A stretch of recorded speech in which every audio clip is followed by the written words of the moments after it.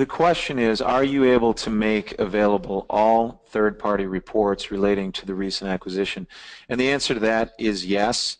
Everything that we have is available. You can dig as deep as you want. We have the property condition assessments. We have all our due diligence reports from the beginning. So if you want to dig into that stuff, we can absolutely make that available.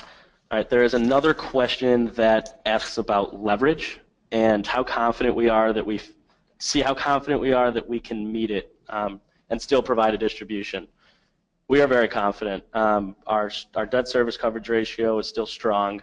And in terms of the leverage points that we typically attract, we look at 65 to 75% leverage for multifamily properties.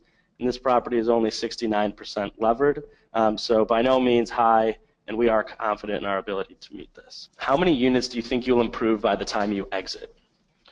So we project to improve about 40% of the units, and the idea behind that is to continue to improve the property, create a proof of concept, but still leave meat left on the bone for that next buyer. So that next buyer can either be more of a core buyer, an institution, or another value-add buyer to improve the remainder of the property. Next question is, what happens if there is no buyer/preferred deal at 5 years? Do you refi? Well, first of all, institutional interest in terms of capital market demand is very strong in Naperville. There have been a number of other transactions that were completed in the market by large institutional buyers. So this is not an exit where we think there's a limited buyer pool by any means.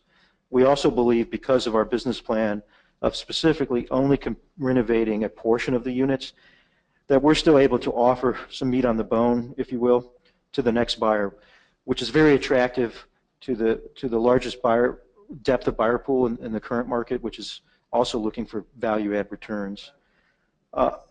Actually, we typically underwrite a 5-year hold, but could sell sooner in a 3 to 4 or 5-year hold, depending on what is most advantageous to our investors and a changing market.